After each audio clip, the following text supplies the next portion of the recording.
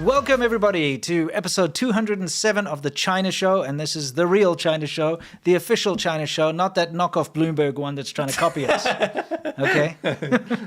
But seriously, welcome. We got a good one for you today. It's going to be hilarious. We got some funny stuff. We got some serious stuff, everything in between. So let's saunter right into it with what's new, shall we? This is where we talk about everything that's new, specifically with regards to China. And first, we have to start out with a kind of a dour one. Yeah.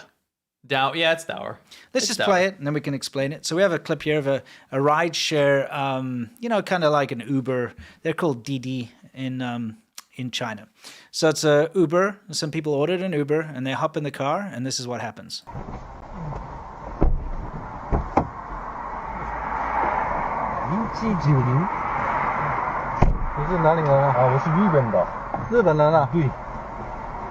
日本人那就没办法拉了，日本人，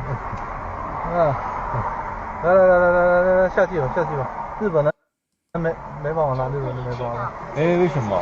啊？为什么？没办法，没。Okay, so quick explanation. Customers get in, and it's quite common, like, when you talk to taxi drivers in China, they'll ask you, 你是哪里人, which means, where are you from? 你从哪儿来的? Or if you're up north, they'll say that.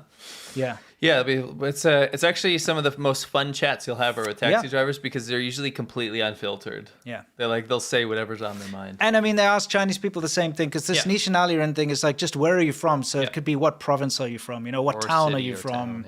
And it's always a topic of conversation. So the guy's like, oh, where are you from? So the guy answers in perfect Chinese. He's like, we're Japanese. And he's like, oh, you're Japanese. So get the hell out of my car, basically. Yeah. I'm not going to service you. Yeah. Get out. And the sad thing about this is an example of how real systemic racism works. This is an example of how teaching a nation hatred every day on TV to hate the Japanese in the news and on TV. Yeah. This is what happens. Yeah. And of course, there's no excuse for the atrocities that the Japanese committed against the Chinese in the past. There is no excuse for that. It's unforgivable what happened. But there's a difference between forgiving people and also perpetuating hatred. And it's just unnecessary. The worst part about it, of course, is all the support that this taxi driver got online. Everyone was cheering him on. So tons of Chinese netizens were praising him as being some sort of a hero for being racist. Not good. So, yeah, just how's that campaign of getting people to come on holiday to China going, China? Is this what you want? Yeah. You know what I mean? This is what China's thinking. This is definitely what you want, I assure. They are actually promoting tourism for Japanese people to come to China. Like the Chinese government's doing that. Yeah. And at the same time, again, this one taxi driver's actions is emblematic of what China's been teaching their people and encouraging, right? Mm-hmm. This isn't some byproduct of like some weird fringe group in China. The government literally shoves this down people's throats every day, every single day on the news. A huge chunk of the primetime TV is dedicated to anti-Japan war dramas. Yes. The education system teaches people to hate Japanese. Mm-hmm. The parents and grandparents teach them to hate Japanese because that's what they were taught. Yes. Right? When someone does something like this, right, a minority of Chinese people will call it out and be like, that's terrible. Sure. But the rest, it'll get drowned out by nationalism and patriotism, which people will be like, that's great, more of that. Keep it up. Yeah, they were cheering him on. He's like a national hero or something now. Well, and again, why wouldn't he be in a country that teaches that, right? And being a national hero for being a racist arsehole to, a bunch of customers. And they were very polite, and they're just like, oh, why? They're asking like, why? It's like, get the hell out. He did say, sorry, get out. Yeah, sorry, but it's like, that's sarcastic. Yeah. You know what I mean? Sure. And look at him. He's like, get the hell out of here, Not a surprise. You do see signs put up on restaurants that say no dogs or Japanese allowed. And we were allowed into those restaurants, weirdly enough, because we weren't Japanese. Yeah, it's like that what's that, Grey Wolf restaurant? It's like, it's a feature of their restaurant is to have that. Same. There's a restaurant I used to go to, a very good Hunan restaurant. And they had that up, and I was like, I don't know if I should be supporting this place. Nah. You know what I mean? I don't support that kind of nonsense. Yeah. Anyway, just so you know the realities of modern China, this kind of thing does happen. If you're Japanese, it's tough. I got Japanese friends, and when we used to go out drinking, there would often be trouble, and we'd have to pretend. We'd have to pretend that my Japanese friend was from Thailand or something, or from a different country, just to like get the tensions down. It's not nice. No. Anyway. let's move on to my favorite topic, which is what China calls the Porsche rice. Well, yeah, that's the quote these days, isn't Yeah. it? Yeah. It's Baoshi mi, because Baoshi in Chinese is Porsche, right? Yeah.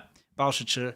And Xiaomi is the company, millet that makes this this ridiculous copy of a Porsche, in my opinion. It's a Porsche dirty thief knockoff where they just basically took a design and, copied it. So anyway, we've got a lot of updates. I know we speak about this every week, but that's because it's just come out. Yeah, it's hot news. First Tell of you all, what's happening in China. yeah, exactly. Okay, first of all, the key fob, a lot of imagination there. They copied Porsche's one. By the way, the Porsche key fob looks dumb. I've just got to say. Like a little car. What are you, little boy, going to play on the table in the restaurant? Yeah, here's my little Porsche. That's very dumb. I don't like that at all. Isn't it stupid? I really don't like that. Yeah, I'm a fan of Porsche. I think they're great cars. Sure, great But I think quality. that's kind of dumb. Yeah, But, that's very childish. But the rice Porsche rice, copied that too to make a little Porsche car. rice. Porsche rice, yeah. Now, we got to talk about what's been going on because, of course, it was just released. And so things are starting to come out about this.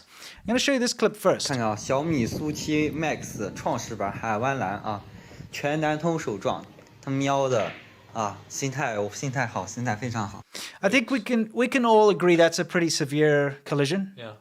All right? 没事，保险全赔，没事，我 One thing, the airbags didn't deploy. So as you can see from this internet comment, they were like, My why? son kept asking. Yeah, why is the airbag not deployed? And the Can person, anyone kindly explain it to yes, him? exactly. And the person said the central control screen displays airbag failure. Oh. So because it's like a Tesla that's got a big sort of iPad in the middle, and on that big iPad it said, "Oh, airbag failure" after the accident. Can we see that in the video? No, you can't. Okay. But you can see in the video that the airbags have not deployed. You can clearly see. No, I was just Yeah. wondering what that comment was. So imagine having an impact of this magnitude and the airbags didn't deploy. Yeah, that's that's rough. a massive safety failure, okay? Yeah. That's something that should be a massive red flag. 心态 Right? 我心 That's 态 one 好， thing. 心态非常好。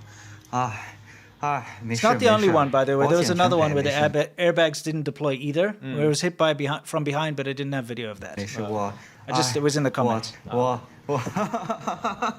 上午才提 Okay, let's take a look at this one. 的小米苏7 Max 创始版，现在呢车机就出现了问题，真的首发还是要谨慎啊。咱们来看一下，现在呢。 Okay, so what happened with this guy? By the way, you know what the models are called for these things? You get the standard version. You get it's called the SE7, right? You get SE7 Pro, and then you get the SE7 Max. Is there a Pro Max yet? Yeah, well, I Give mean, some time, give some time. anyone who knows anything about cell phones knows that Apple has the iPhone Pro Max, which is the big one. They got the iPhone Pro, and then they get the iPhone Pro Max. Yikes. So, I mean, they even knocked off the naming convention here. Anyway, let's take a look. This guy bought his one brand new in the morning, and by the afternoon, it had an error on the screen. Can't start, can't drive, just stopped in the middle of nowhere, and he had to get it towed back to the dealership. Yikes.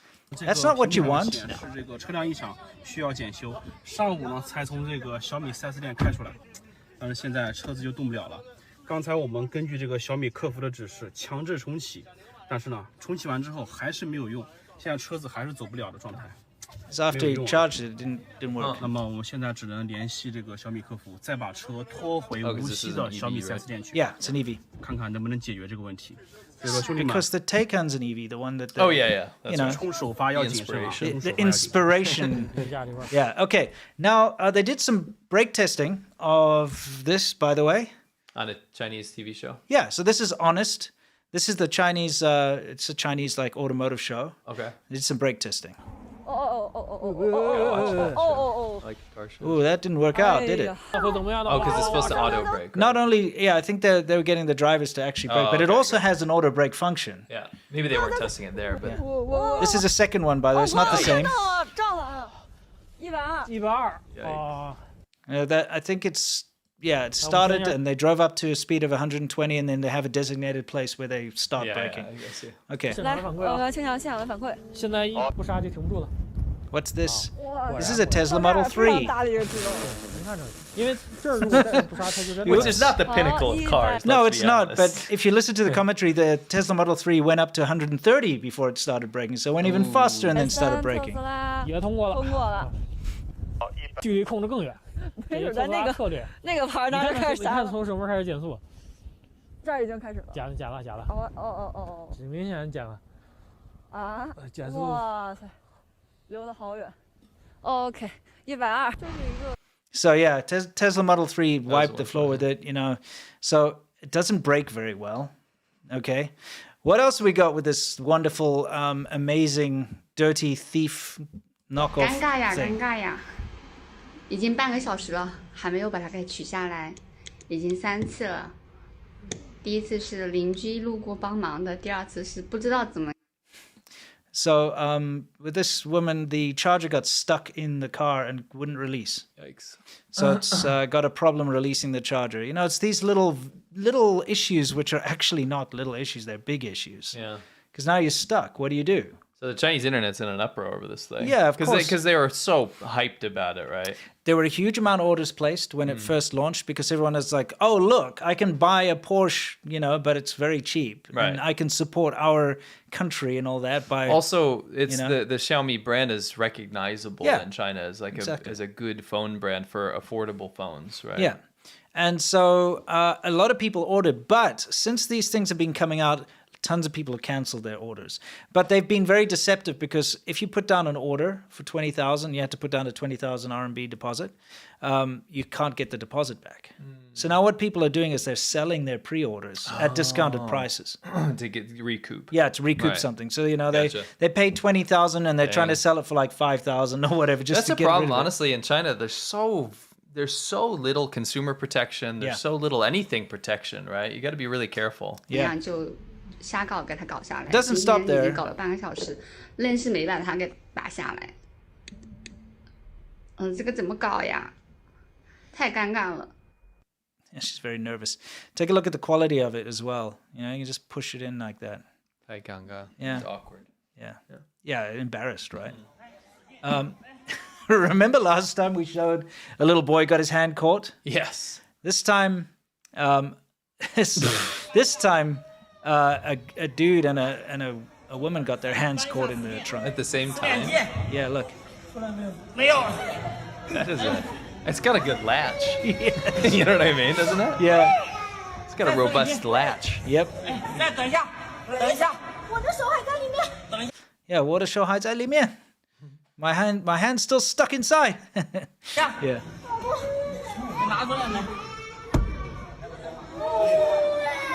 Finally. So, I mean, People are going railing against this I thing. don't know why people are trying to put their fingers in the think trunk. it's a copycat thing, because listen, Yeah. you'll see that you're supposed to be able to. Yeah. Then you'll see evidence online that there's, that's not Because the case. last time we showed that kid got his they hand their like hands really stuck. hurt. But then they're like, certainly they fixed it. Yeah. And then you go, oh man, it's Or like, maybe, don't push yeah. the red button. Yeah, maybe it's like, oh, it was a kid, so his hand was small. Yes. I'll try my adult hand. Can I be honest with you? What? I'd put my hand You in put there. your hand in I there? would. Well, this guy's smarter than you because he devised another way to test it. Okay. 你们的后备箱到底有没有防夹功能呢？今天咱们来测一测。那为了避免把他们的新车弄脏，这个鸡爪子我套上了保鲜膜。 He took chicken feet. Yeah. Ouch. So, yeah, he actually took That's some smart. chicken. Yeah, yeah. That's smart. I'd rather take chicken feet Me than too. put my own hand in there. Me too. And it just proves that it has no detection of whether there's something there or not. Yeah. And we've seen ample footage to show us. Now this guy just bought his thing, and he's had it for a day. Yeah. 前天就是我直播的时候，我车子明明是解锁的，主驾驶门可以打开，但是副驾驶门我怎么都打不开，我以为是我锁住的。然后后面也遇到好几次。So it was fine, but then suddenly it would lock, and then he couldn't unlock it. So he couldn't open the doors. And then he said it's kind of intermittent, and now it's just happening again and again where he's locked out of the car, he can't unlock the door, or he's in the car and it locks and he can't unlock the door. This is bad stuff. Okay, this is very basic. This is a brand new car. He's had it for a day. And to have a door that locks you out is a very big failure. You know what I mean? So you get your hand jammed in the trunk, you know, then you're locked out. I mean, it's not bad, that color. You don't like gold? it? I think it's kind of like 然后等你上主驾驶的时候，副驾驶门自己弹开了，就没有人动它，自己弹开了。对，还送外地，送到合肥去修，因为我安徽的，送到合肥。 He's got to go fix it in Hefei 不是米粉的 Yeah. 问题，只要帮我解决好，可以接受啊。现在今晚售后来跟我拖车吧。 This dude must be rich. Wow, that license plate. Yeah, to get a license plate with 4 6s like that, that's going to cost you. I wonder if it's cheaper if you get an EV one because it'll be the same. You could have the same number on an EV plate. Maybe. I'm just wondering. Maybe not. Yeah, I feel like you still have to pay up the wazoo to get a license plate like that. Yeah. 但是我拖车，我这几天没有车开。 So anyway, he's getting locked out of his car. 对吧？小米还没说。 It looks nice, you know, but it's lipstick on a pig. Yeah. 说话还没感受呢，回家都是。 And it only looks nice because it's copied the Porsche, in my true opinion. See what's 现 next. 在你看这个我们在高速上，然后这个小米现在定位一直找不到啊，现在信号是5格的，啊，一直是刷新不出来。So this is the GPS inside, and as you can see, it's not working quite right.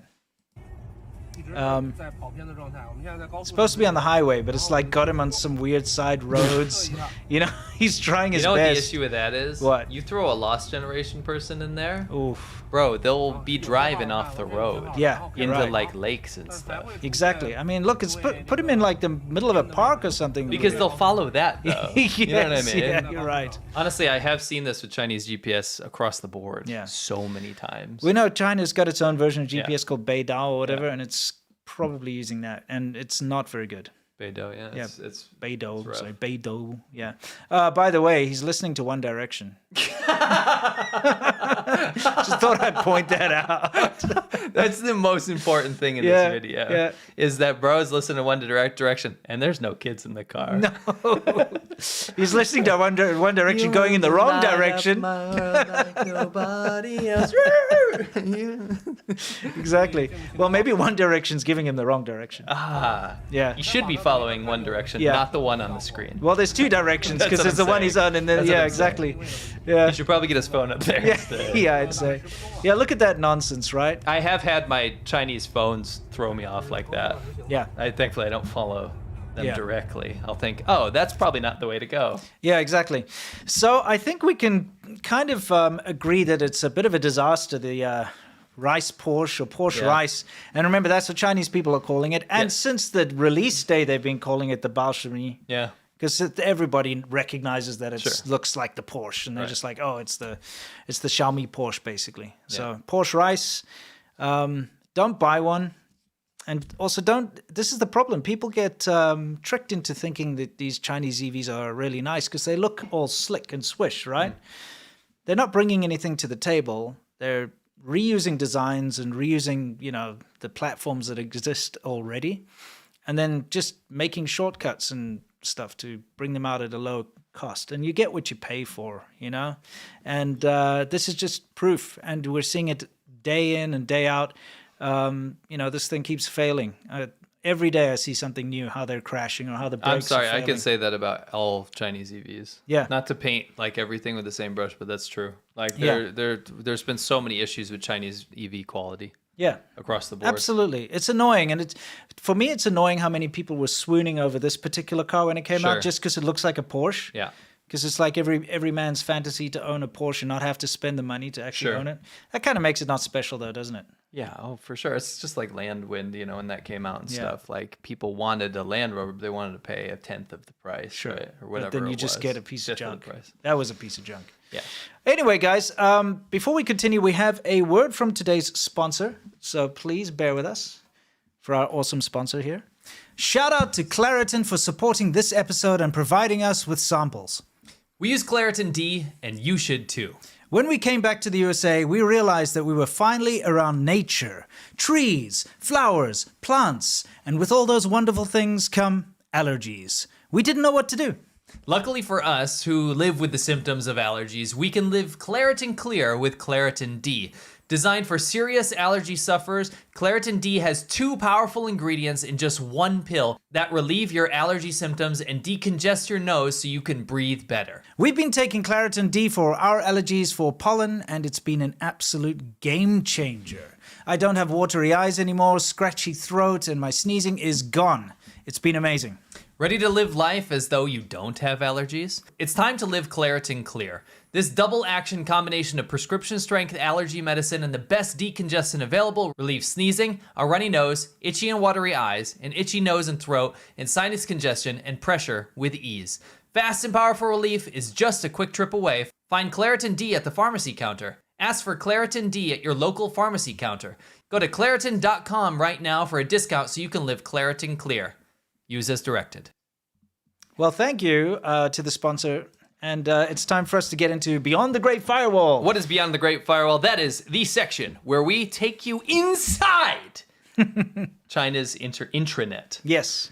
You Remember, get to see some funny stuff. China does have an intranet. Yes. It's only for itself. It's only for Chinese people. You're not supposed to see it. No. And they block everything else out from the outside world, right? Yep. So people can't see what we're talking about in China, but we, with special tools, can see what's going on in the Chinese internet. Today, we have a couple trends that have been going around, some funny stuff.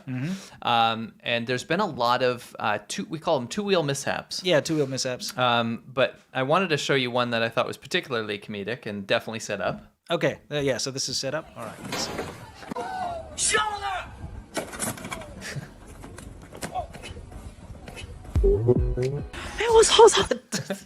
That was lame. That was super lame. It's so lame. Play it again. No, really? Come on.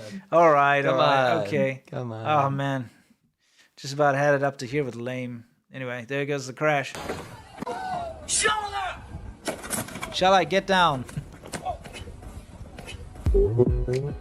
All right, pause this. I like this one. Okay. Yeah, that's incredibly lame. But it's very popular. Okay. I take you inside the Chinese intranet. I didn't say I'm screening for quality here. Okay, so All right? I got you. Now this one's very funny. All right, let's take a look. Oh, let me get us out of there. Repeat that with Yeah, us. okay, not yeah. us So in you there. guys can see the subtitles. It's like, So for you listeners, you said, "Oh my gosh, I can't believe you got a new car. Yeah. It's so handsome." yeah. Can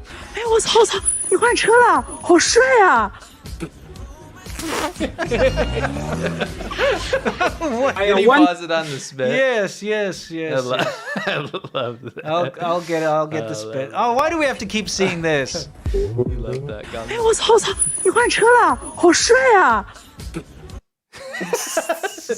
I love that so much. Yeah. Something about a missed spit is very funny. Missed spits are very funny. Let's be honest. Because it's cool. It's cool to spit in China, by the way, and for a certain demographic of people. You know, they'll Definitely be like, not for like educated city. no. dwellers. I said for a certain Yes. demographic. Like this guy's got a crappy Chinese van. yeah, So that's the joke, right? Yeah. Is that he's tool. yeah. How would you say like dirt? nice? How would you really say it? A country bumpkin. Tahan tool. Yeah. Country bumpkin. He's very Yeah. almost a redneck, but it's different. Yeah. It's country bumpkin. Yeah. It's what you say. You call people a tubaozi, which means a dirt bun. Yeah, or you You say know? tahan tool. He's Yeah. very tool. He's very dirt. Yeah. But dirt doesn't mean It means actually like dirty. soil. It means soil. But it doesn't mean that. It means Yeah. actually like uncivilized or something. Yeah, exactly. right? Well, think about it. You're from the farm, right? Yeah. So yeah. you're a dirt bowser. Yeah. You're a dirt bun. Yeah. You know, you're a soil bun. That's what you are. So that's what you say. If someone's uncivilized or uncultured, you call them, a dirt bun, Yes. soil bun, Yes. whatever. Pick your poison, Yeah. Okay, so he spits on himself, but then just keeps going. I love that. That's a great one. Oh, hang on. Okay, yeah, you got to see this. Okay, I got to Get get us out outta of here, I bro. will. Now we have Spit to Bro's see gonna move. Spit boy. Spit boy rules. 哎呀，晚点再喝，我把那个屌毛送过去就过来。师傅，你说的屌毛是我吗？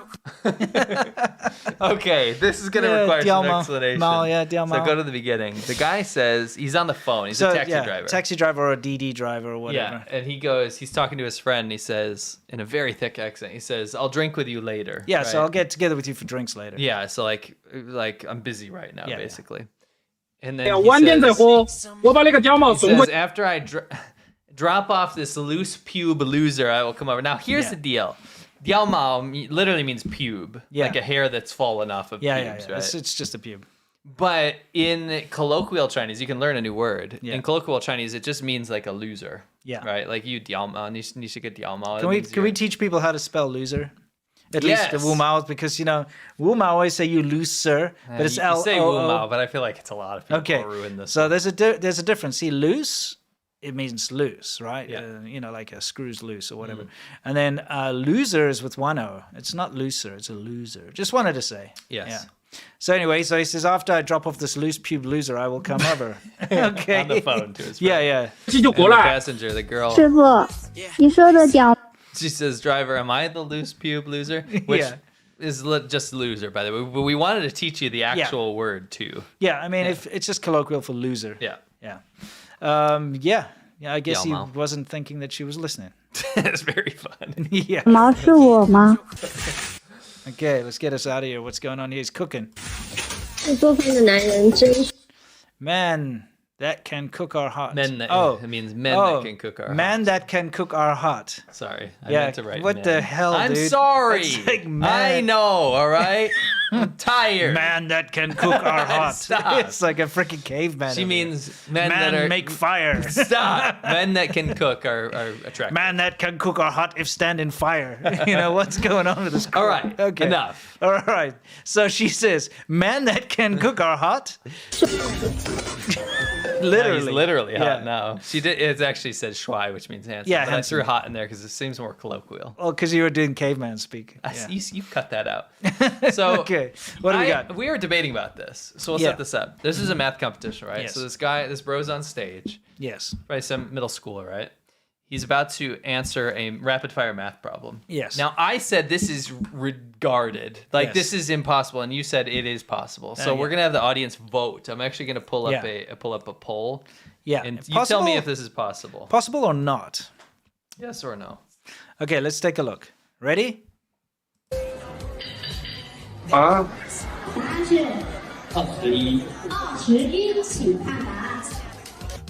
And he was right. He got it right. By Show how fast that was, though. So while everyone votes, look how fast. Watch this. After the one, watch the math problem come up on the screen.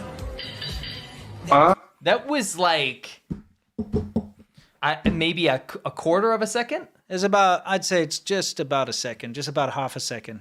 Maybe half a second. Yeah. But show the math problem. This is not 2 + 2, bro. No, of course not. Okay, let's get back to that math problem. It flashes so quick.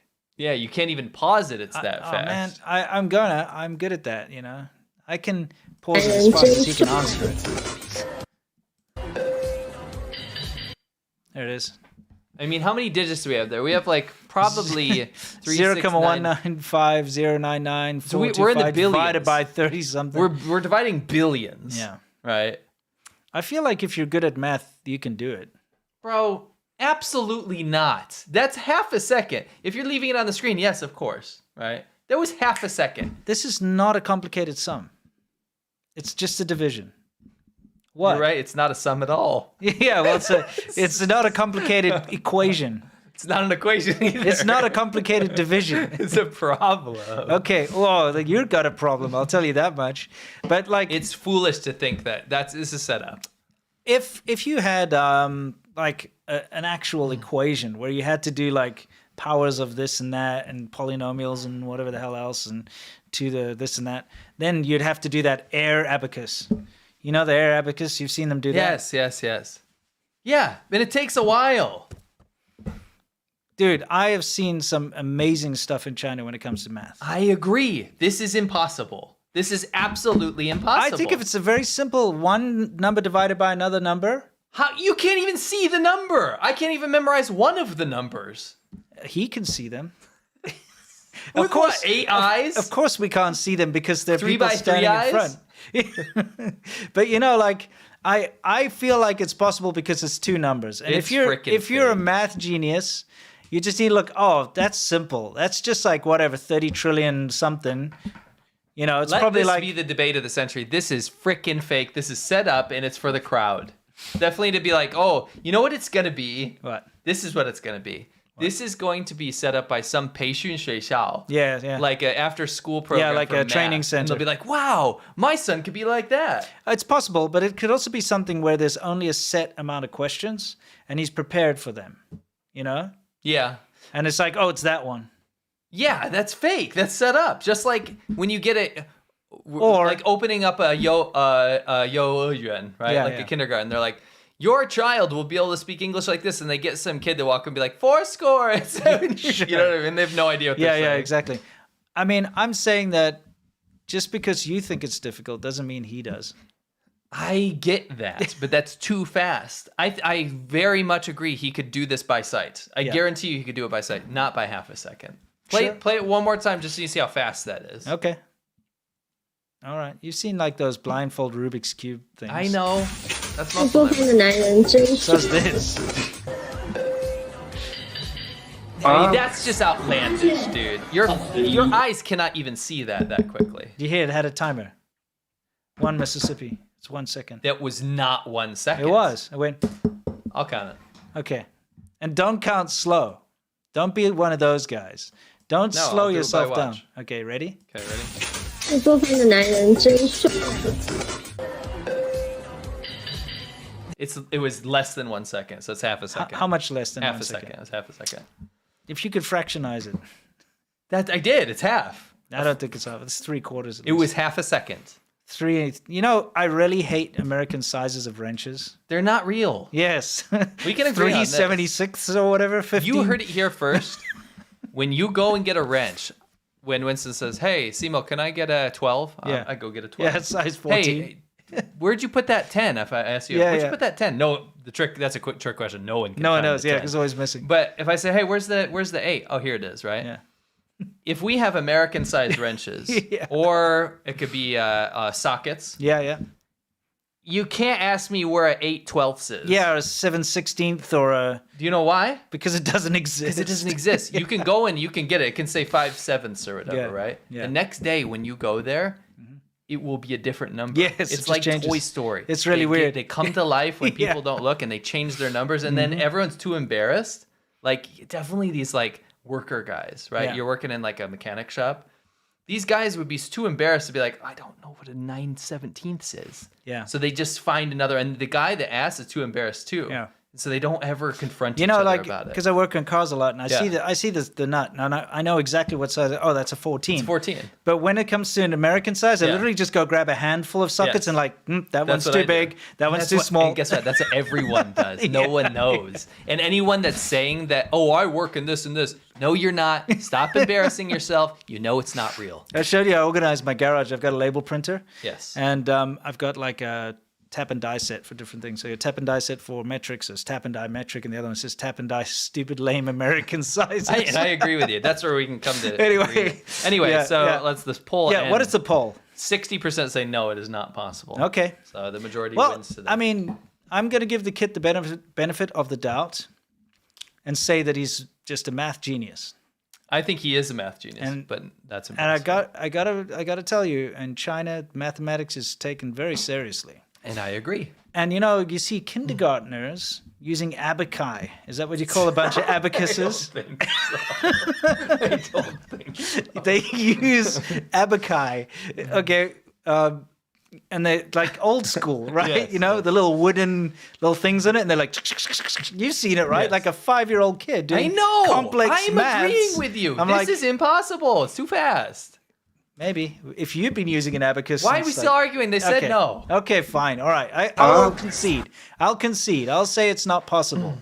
But I'd like to give the guy the benefit of the doubt. I think he's great at math. Yes. Watch him be the worst. Yeah. Okay, so what's going on This is here? another clip that was going around Chinese internet. Let's have a Okay, look. all right.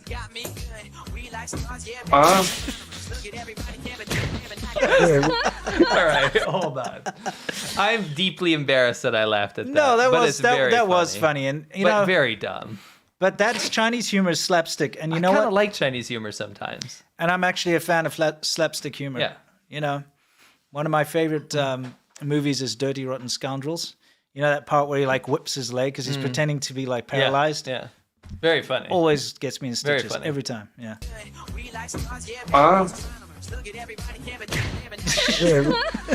What? That's so disturbing. I know. Jubajie dog. Yeah, so Jubajie is from the Journey to the West. Yeah, what's his English name? Piggy, Pigman? Porkins, Piggy. I don't know. Let me look it up. Yeah, I don't. Does he have an English name? I guess he gotta must have. be. Yeah, but anyway, he was like a lecherous guy, and the gods punished him and turned him into like a pig. He's called Monk Pig. Monk pig or pig or piggy or pigsy. Yeah, you see, I think I got one of those. So someone stuck a pigsy mask on probably a pug or something. Some little Looks dog. like a pug, yeah. Yeah, and the One of skin those, color like, matches. squat dogs. Yeah, and it's very, very, very disturbing.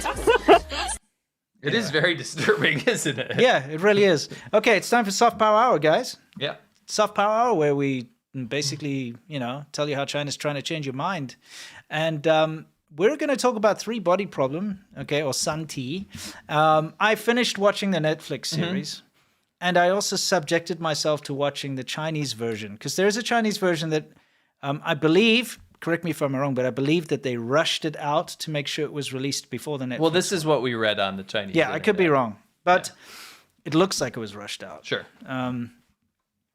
I only watched the first 3 episodes of it, and I couldn't stomach anymore. It's actually very boring in comparison.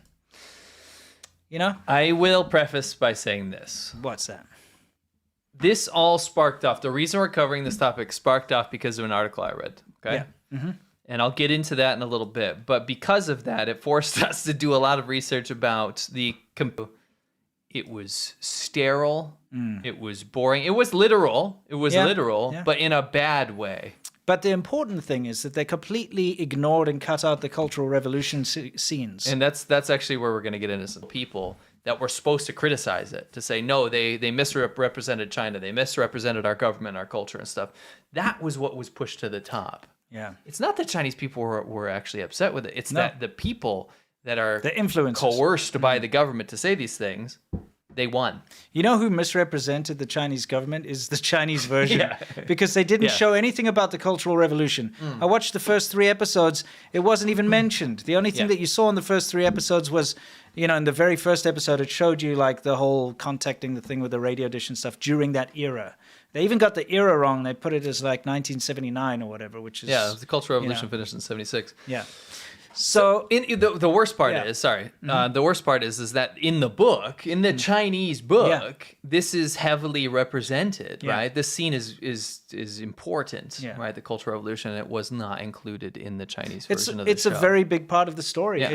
It establishes the character and why they, contacted the aliens in the first place, their reason behind it. So it's an important part of the story. Sure. And the depiction, as we spoke about it before, but the depiction of the Netflix series of the Cultural Revolution is very factual. Yes. Yes. Based on what we've seen in archival footage and testimonies from people that were there and the photographs and everything, it is incredibly accurate, if not even toned down. Yeah. And that's the part that the Chinese government can't show China. No. Because it's the same government that did this. This horrible stuff is still in power. Yeah. So it's a massive embarrassment for them, and it's not something they want people to remember. No. So it's kind of hushed up and silenced. Yes. And excused. So what I want you to understand while we go into this is that it wasn't massively hated. Like from the general public in China that pirated, they did like it. And this whole thing was hyped. I think it was hyped up by both sides about people like, oh, everyone's so mad about this. You know what I mean?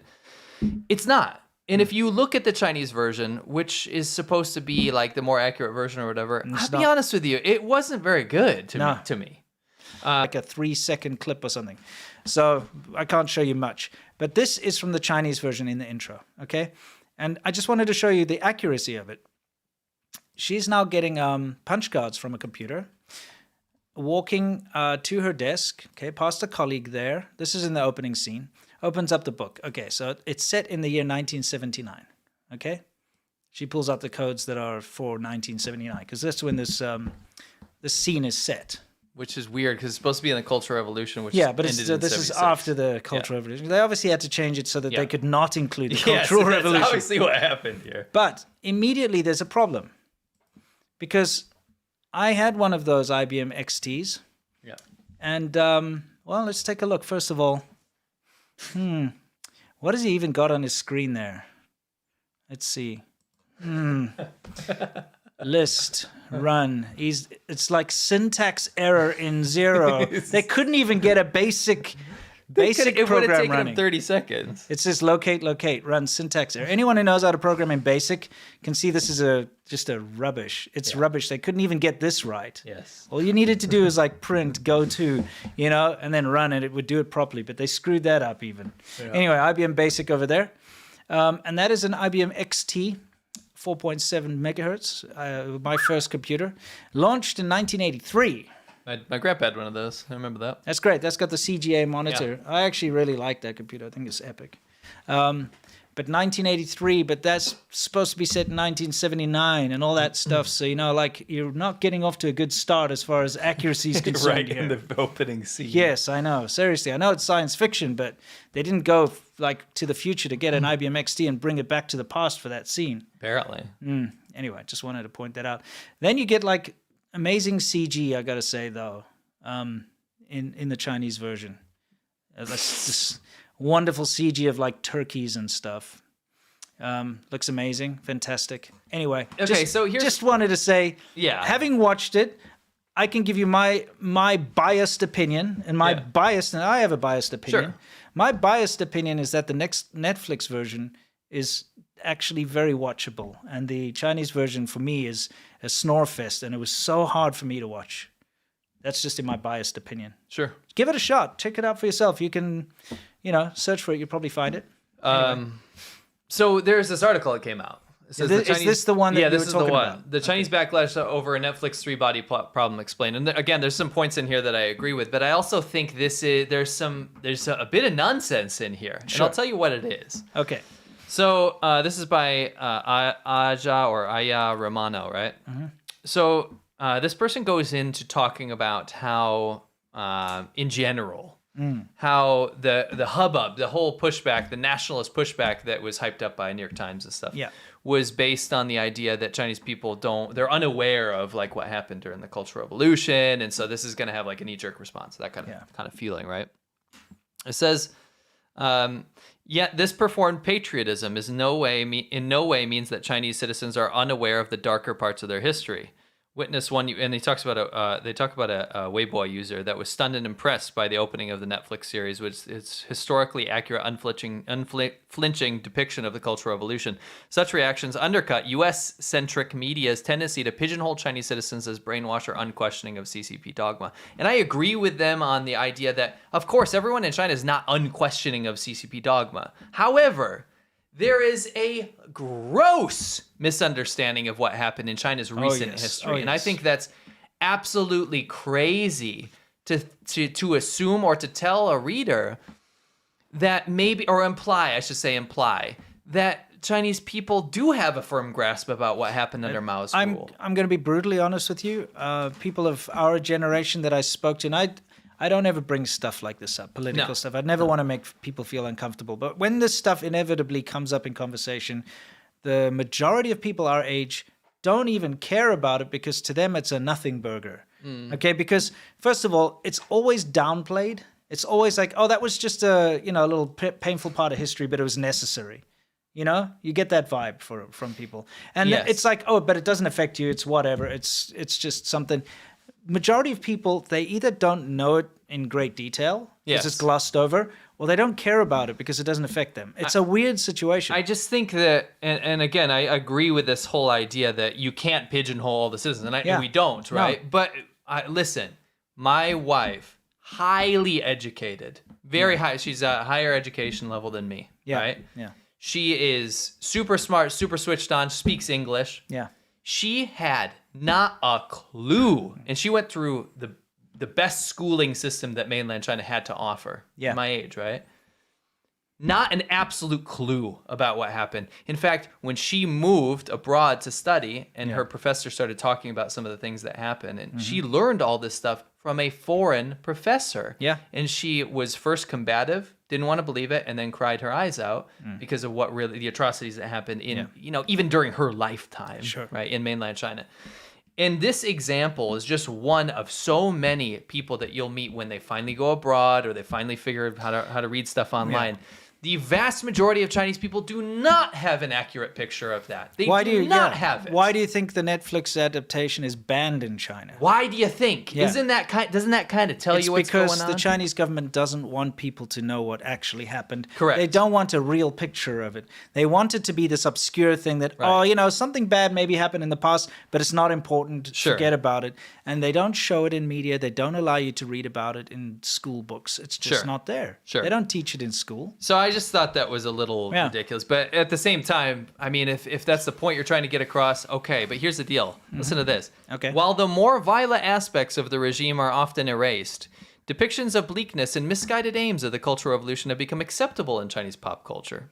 I absolutely disagree with that. Yeah. For example, last year's widely acclaimed drama, The Youth Memories, dealt with the aftermath of the Cultural Revolution on China's lost generation, who were deprived of the access to education after the communist takeover. The show takes a lightly but overtly critical stance towards the revolution's ban on higher education and treats the lifting of the ban as a major social leap forward. So I went through the show. You're right. Right, this drama. I didn't watch it to the end, but I watched enough to understand what the themes are. There is a very mild criticism of this policy under Mao, who basically banned higher education in a way, right?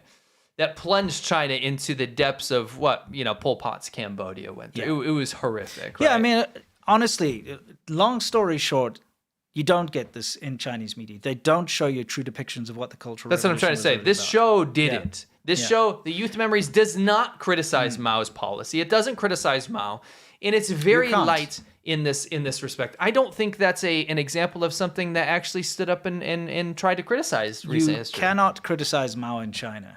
Right. You can't. So the last piece of this article says the problems of Netflix three-body problem have more to do with the Netflixian tendency to make every production feel colorless, flat, and forgettable than with Chinese viewers. Look at Tencent's version, or shows like The Youth Memories can give much more nuanced idea of how Chinese audiences understand their past. The Chinese version of this show was incredibly bland, sterile, and bland. Yeah. In comparison. Yeah. So I disagree agree with that. Yeah. Anyway, so that nonsense article aside, it's really.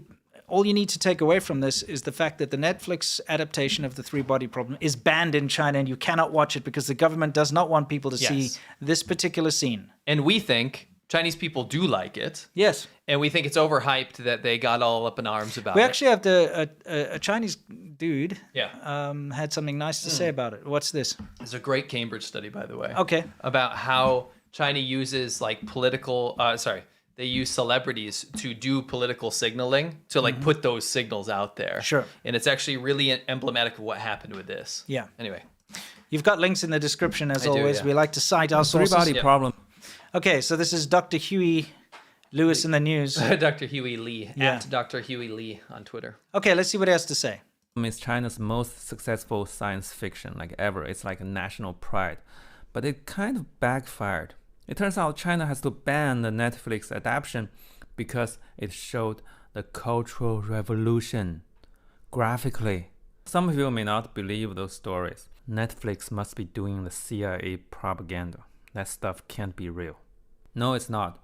The reality was way worse. I would have definitely invited the aliens. It was no-brainer. I would have even invited the Americans. The aliens can't be worse, right? The Cultural Revolution was so bad that in China, you're just supposed to forget about it. The official number says that there were about 130,000 formal executions, plus another 1.5 million extrajudicial killings. But those are just official numbers. You can safely add another zero without exaggeration. I actually wrote a book-length description about that period when I was a dumb kid in college, and I showed it to a publisher, and he was like, "Are you stupid or what? You know the Communist Party is still the boss, right?" It was pretty badly written. But if you speak Chinese, I'm happy to send you a copy because unlike the Communist Party, I can handle my embarrassing history. So what did they have against the scientists back in the 60s? Well, it was not just science. They also did the same to religions. Basically, anything that implies a higher authority than Chairman Mao's little red book was not okay. Mao had to be the top expert in everything. From agriculture to philosophy to military to poetry, you fucking name it. Have you noticed that when Kim Jong-un talked to those officials in North Korea, they always whip out a little notebook or something and start taking notes? It's not just for the personal vanity of the boss. It was a necessary TV marketing strategy for any cult. Like, can you imagine a cult leader saying something like, I'm not familiar with this area, let's defer to the expert doctor something something something. No, they can't say that. The survival of a cult requires complete omniscience of their idol. Yeah, that makes sense, right? Yeah. It's actually a very good point. I like that. Yes. Yeah, good stuff. So that's three-body problem. That's the summation of it. But we have Slopaganda next. Yeah, Slopaganda is my favorite part of the show, guys. And, well, you all know, I'm sure you've been seeing this. I don't know about you, but I've been getting hit with all this, like, Japanese Sakura stuff on Instagram and wherever. Just out of nowhere. Big time. Which it's that time of year. I appreciate it because I love, it's called Hanami in Japan. It's like the festival where you go look at the flowers and you set up blankets or picnic blankets with your friends and you drink beer and sit under the sakura trees. It's really epic. It's like one of the best things you can do in your life. You know what I mean? So yeah, seriously, like you're part of this campaign here. You take anything that you've got on your bucket list and you kick it off and you scratch. You need to go get drunk under some flowers. Your entire bucket list. Throw it in the trash and just write Hanami. Hanami. Yeah, go. Get a tattoo of it. Just go. Yeah. Okay, sit there with those sakura petals falling part down, of this. drinking You're that part of the Japan awesome Tourism Japanese Bureau beer. You know what I mean? Yeah. Maybe a couple strong zeros on the blanket. You know. Anyway, I've been getting a lot of these. Yes. But because it's springtime and this whole like sakura blossom things going around, China's like, we gotta have ours, okay? But they don't do sakura flowers. They do taohua. Yeah, peach blossoms, which are equally beautiful. Yeah. I like them. Yeah. I like them. I prefer sakura, but I'm just biased that way. What's with your bias today? What is this bias? Everybody has to acknowledge their own biases, okay? And I'm more biased towards sakura trees than I am to peach trees. You know what I'll do? I'll pick a peach. I'll pick a peach tree. Yeah, go for it. Yeah. There's nothing wrong with peach trees. They're slightly inferior, though. According to me, definitely not. Exactly, yes. Yeah. I like sakura, too. Yeah, they're awesome. But what? You can eat peaches. You can't eat sakurambos. You can't eat cherries? You can't eat those kind of cherries. That's true. Yeah. You know, jacaranda trees are also really nice. They're purple. You got them. Yeah. Right? But they suck compared to sakura, though. You can't eat those either, can you? No.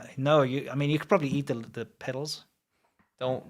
I think you could. Know that. You could pretty much eat any petal, can't you? No! You cannot. Rewind. I feel like if you treated it in a certain way, you could. We're getting off topic. Yeah. Here. Okay. So time. Don't eat any petals of anything. Okay. Yes. So, China has the peach blossoms, okay, which they have in certain areas. I'm doing a friggin' poll: peach versus cherry blossoms. Yeah. Peach versus sakura, bro. Oh, sorry, blossoms. Yeah. Is that how you spell blossom? No, it's not. No. It's Okay. So anyway, China's trying to ramp up its propaganda as far as that's concerned. Because, like we said earlier, China's been trying to push this whole, like, come to China for tourism type thing. And then refusing to... You got people eating nightshade and hemlock over here, bro. Well, you said no. Just don't do it. Just don't do it, okay?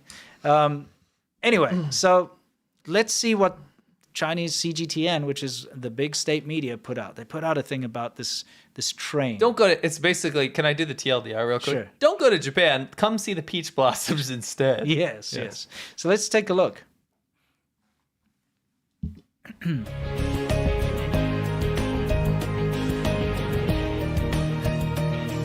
By the way... You can see their saturation in action there.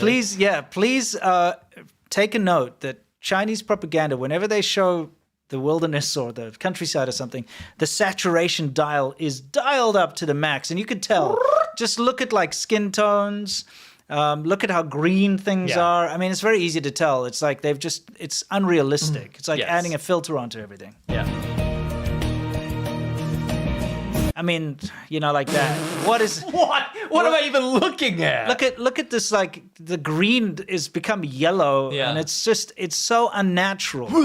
Yeah, you know, like what they're trying to do is make the peach blossoms here, which actually look white. They're trying to make them pink, but in the process, all they did was made the brown scrub look orange. Yeah. You know what I mean? You'll see a lot of that in this. Let's see.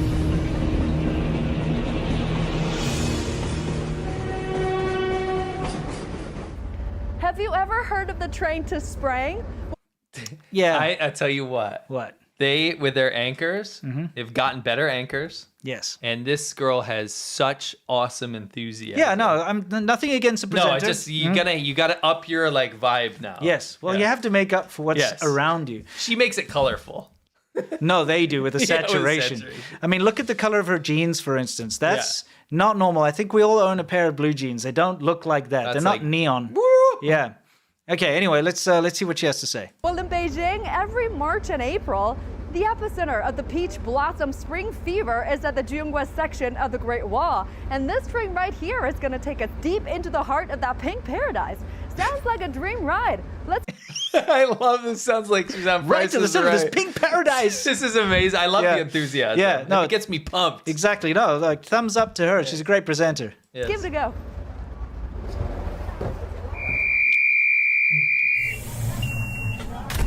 Okay.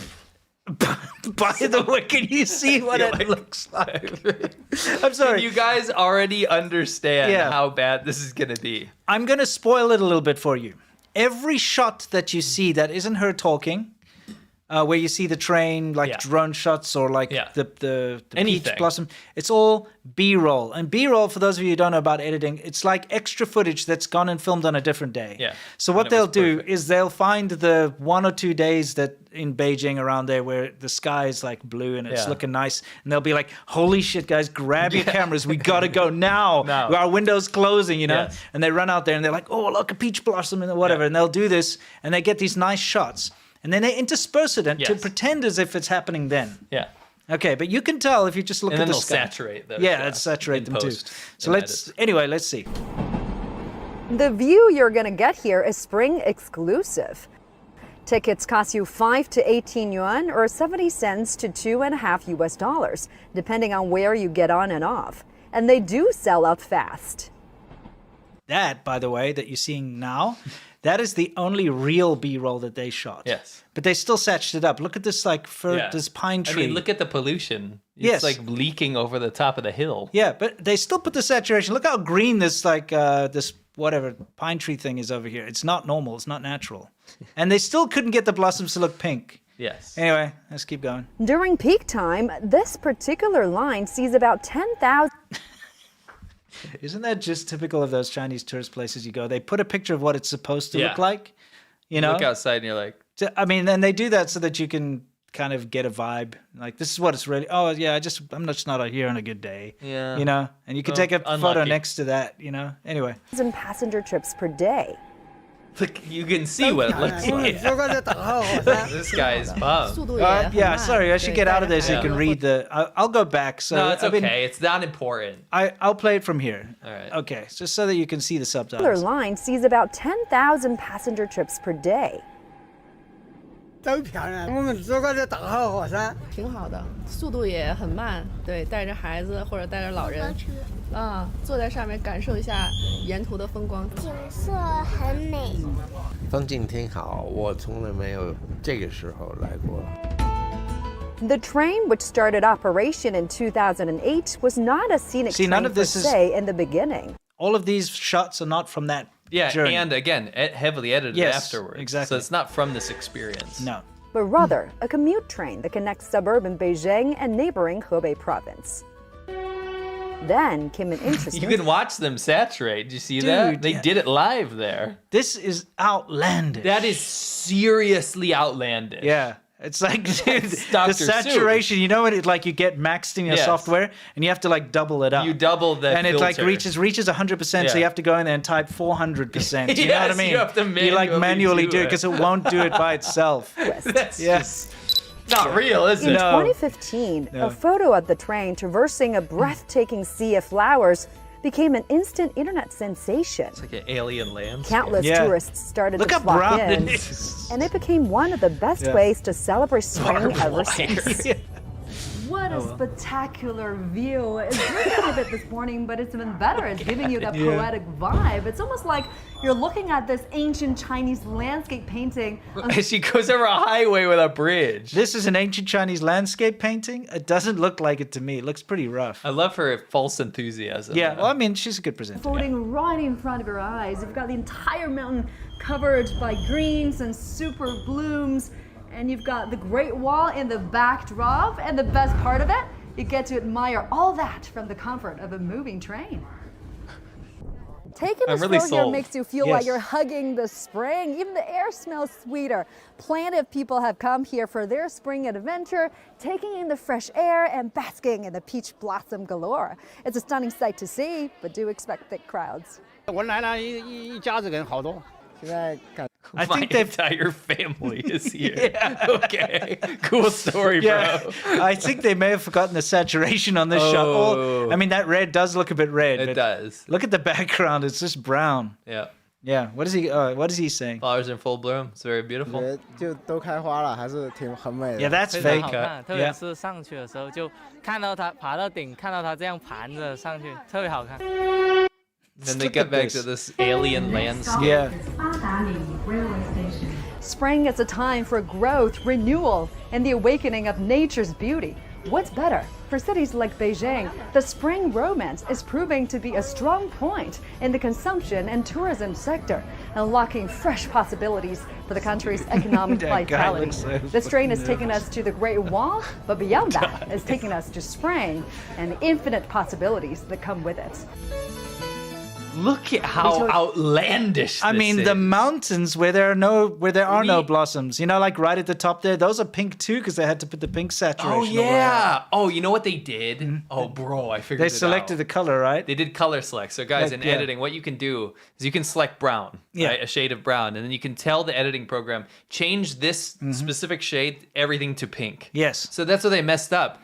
This whole mountain's not supposed to be pink. Yeah, This that is one a up in the brown background mountain. is a brown scrubland. Yeah. Yeah, down there are the trees, Yeah. but not up in the mountain. They don't grow up there. So but they did color select, and they literally just made the whole thing vomit pink. Yeah. Like Pepto-Bismol. It's really bad, and the sky's not clear either. Anyway. But there's something special that you've done. Yes. I decided, what if we were to watch this propaganda and I just cut the B-roll out of it? Yeah, because then it's that day. Yeah, just only use what they shot on that day. CGTN, Let's take a look. Beijing.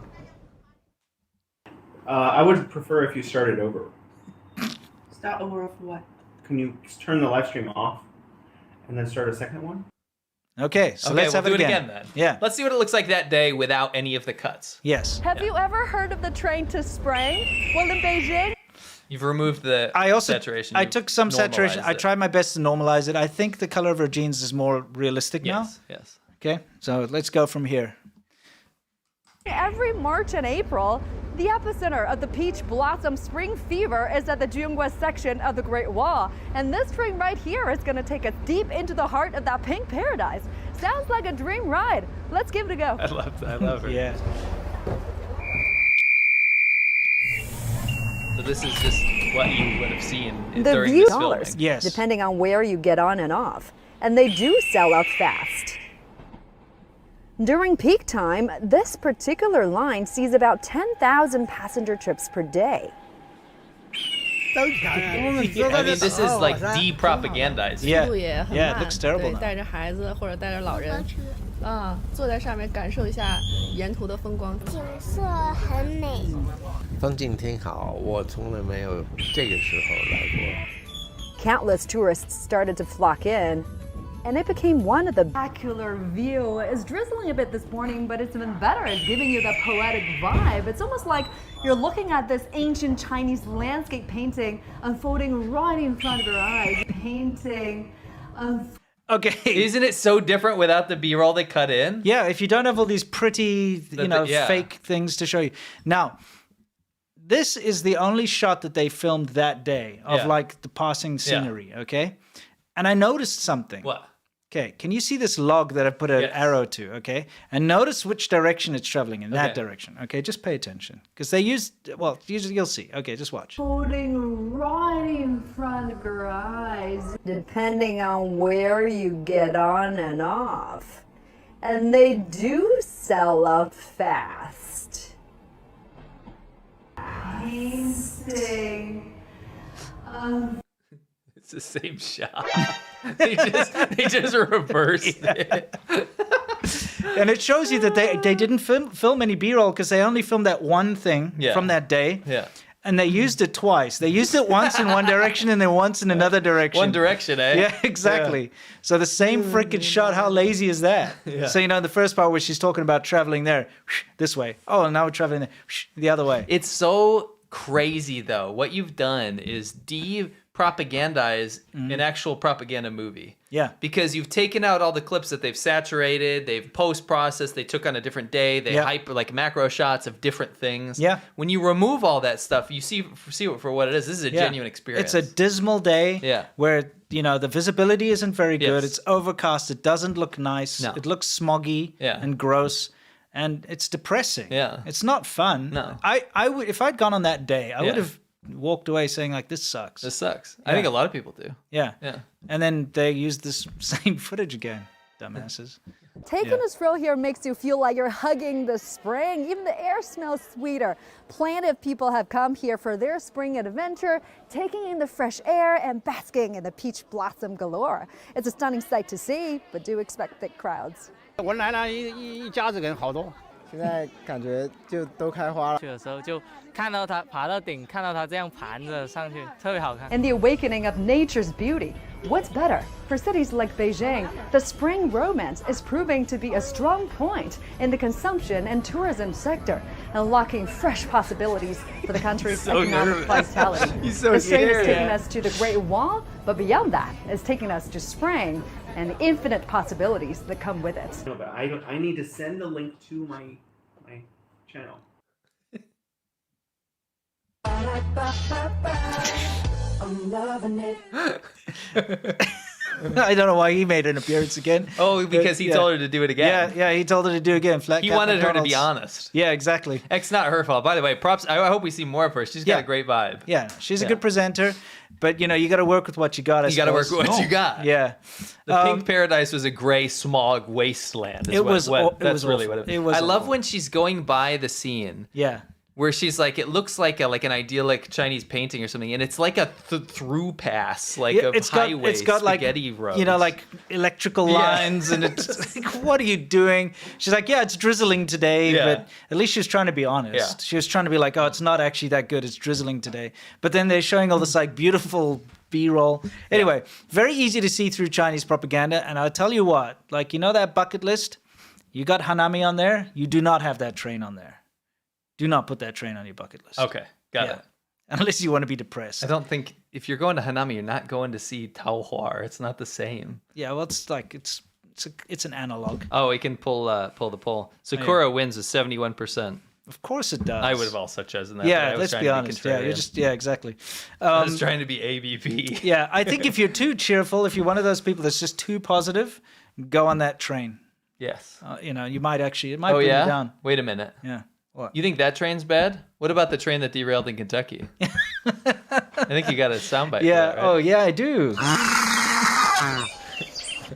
Yeah, we got our new soundbite. Yeah, I'll play it again. America Bad Party. ADVC and Whataboutism We Trust. That is a turkey vulture making that sound. With a real sound in yes, that's pretty gross. So it's a pretty bad bird call, I must say. Yes, anytime Wu Mao or anybody that needs to be contrarian and say, no, America's bad, so China's not bad. Yeah. That's ABP, America Bad Party. Yeah. The people that just want to see America fail no matter what. And they just are so obsessed with America being bad. Mm-hmm. By the way, we had so much fun on Monday. Yes. Oh my gosh, maybe one of my definitely top 5 Xiaoban. Yeah, let's just show everyone. Okay. Take a look, everyone. This is hilarious.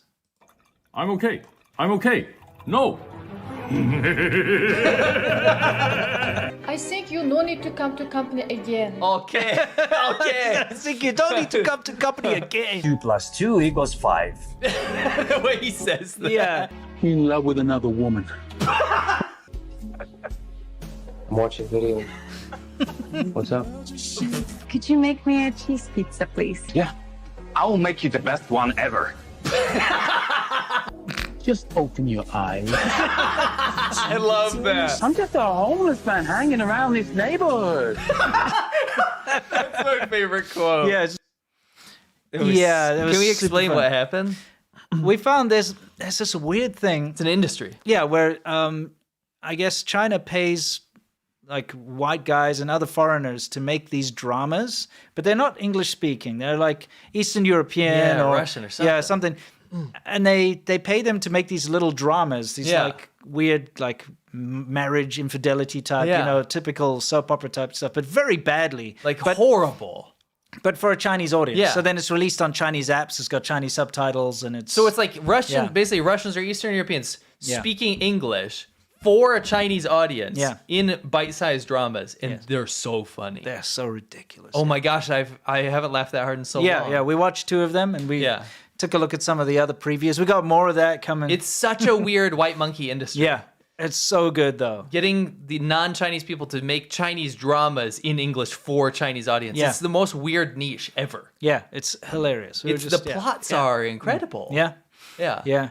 We just couldn't stop watching them in the office. And we watched like this one where the guy like spits on the woman's dress and like then she has cancer. And but he falls in love with her. He spits. Listen to this. Yeah. He spits on her dress. Takes her dress. They're at the bar. Yeah. Imagine I take this. Yeah. Wipes his mouth off it on purpose. Oh, and then she's like, "Hey, that's my dress." And then he's like, "Whoop."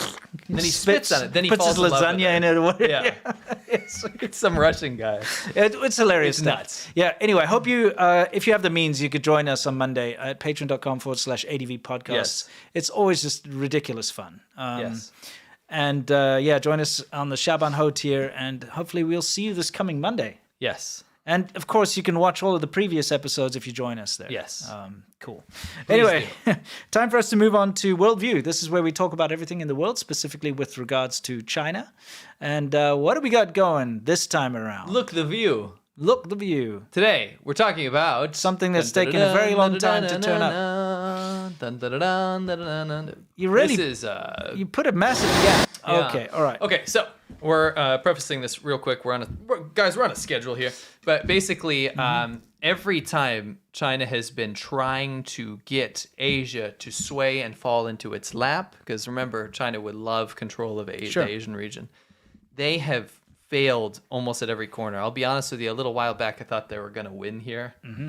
But every single thing that they didn't want to happen has been happening. They thought they had the Philippines in their pocket, backfired. Yeah. They thought they could tone down Japan, backfired. They thought they could buy out South Korea, backfired. They thought they could get Vietnam to capitulate, backfired. They're losing all support from major key areas in Asia, right? Yeah. And it's just gotten worse because check this out. Yeah, well, that's not how you water your plants, by the way. With a camera and water cannon, the Chinese Coast Guard takes direct aim at a Philippine supply ship. For weeks, Beijing's boats have harassed and even bumped Philippine boats trying to resupply a Philippine ship purposely grounded 2 decades ago inside the Philippines' exclusive economic zone. The U.S. calls these actions unlawful and coercive and is recommitted to defending its treaty ally, including today at the White House. Any attack on Philippine aircraft, vessels, or armed forces in the South China Sea would invoke our Mutual Defense Treaty. This was the first ever trilateral summit between the leaders of the U.S., Philippines, and Japan. Philippines President Ferdinand Marcos Jr. Today's summit is an opportunity to define the future that we want and how we intend to achieve it together. Japanese Prime Minister Fumio Kishida. Japan, the U.S., and the Philippines are maritime nations connected by the Pacific Ocean and are natural partners. This week, the 3 countries, along with Australia, conducted their first ever joint naval drills. And yesterday, the U.S. and Japan announced their most significant military cooperation upgrade in decades. It's an effort to deter China by creating an arc of military alliances willing to confront Beijing together. The U.S. had already agreed with Japan and the Philippines to expand U.S. presence on islands that are closer to Taiwan than they are to the capitals Manila and Tokyo. China's current external stance and military actions present unprecedented and the greatest strategic challenge. By the way, can I just say something here? More of this. More of this. Why is it that all these like diplomats can speak English, but the Chinese You mean ones the never prime can? minister? Yes, yes. Prime Yeah. minister can. Yeah. Everyone can. You know, China that's very much on purpose. Even if the Chinese leaders can speak English, they won't do. They won't, even yeah. their foreign ministry, because the whole thing is that they believe Chinese should be the predominant Sure, language. sure. Right? You know, this is a kind of a scary time for a couple of things. Okay. Yeah. I gotta say, Japan arming up and getting all militaristic again makes me a little nervous. I'm just gonna be honest. I love the hanami, I love the beer, but that part I gotta be a little nervous about. It's a little recent. It's a little recent. I just gotta say, yeah, but it's a different country. I understand that, and I'm open-minded about this, but I'm gonna be a little nervous, and China should be more than a little nervous. Yes. They've learned once before how bad it's gotten. And the problem is, this could have been avoided. Yes, absolutely. Japan would not have been even thinking about rearming and, getting into these pacts and stuff if China hadn't been such a bully in the region. Yes.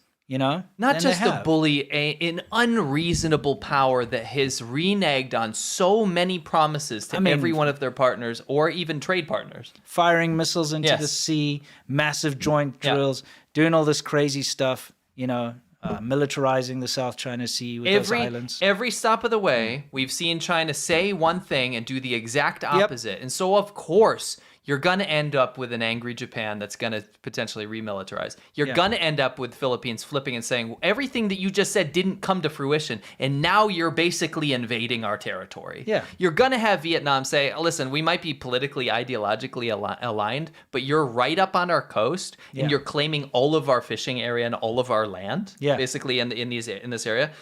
All these other nations going, why are you putting islands here with military bases pointed at us? Yeah. Why do we keep catching spies in our countries from you? Why do you keep hacking our infrastructure and hacking our elections, hacking everything? Mm-hmm. What's going on? Everyone's sitting there waking up, having a big wake-up moment right now. And of course, that is going to push these countries into partnerships and alliances with America, who is one of the only places that is keeping that area relatively sane and stable right now by keeping the blue water shipping open, allowing nations to freely trade. China's trying to completely take over that area. Sure. Of course, they're going to fight back. Yeah. Anyway, so it's kind of a nasty situation all around. China is very upset, of course, but they brought it upon themselves. Yes. You know what I mean?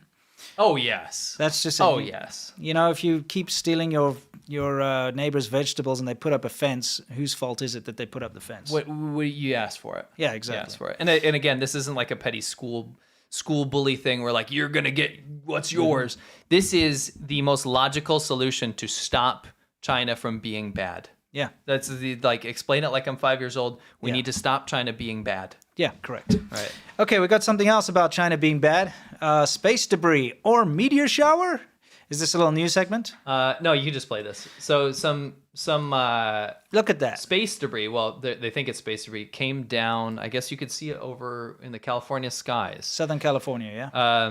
Well, they said from Sacramento to Southern California. I'm just reading this. This is from a space website. Yeah. And they said you could observe space debris.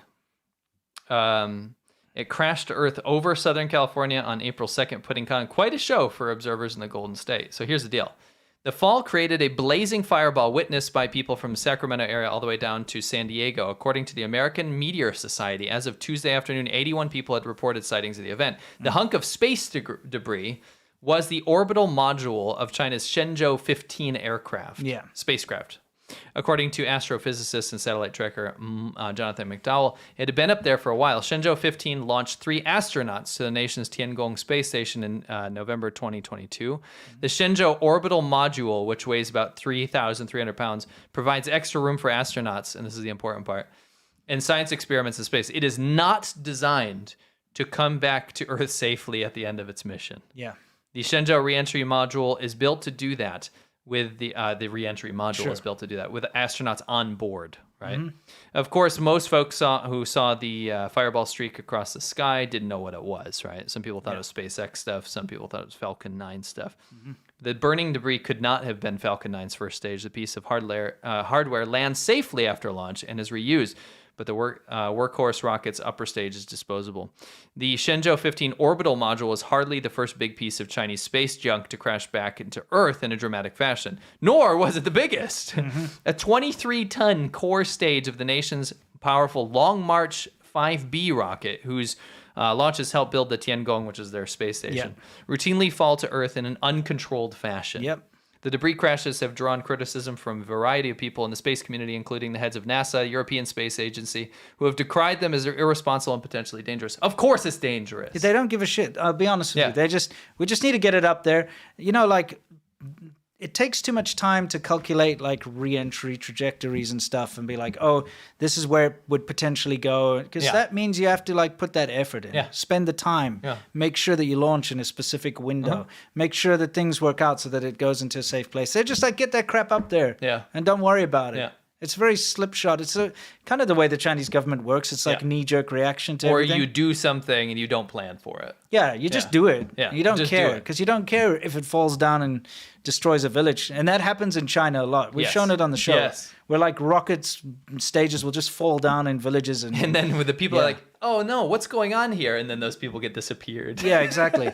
So no, what's happening in my village? They get punished. Irresponsible space program. China's irresponsible. Very. By the way, it's the same country that claims developing status and is getting international aid because they're a developing nation, but they have a space program. Come on, guys. How can you be both? What is this have your cake and eat it BS?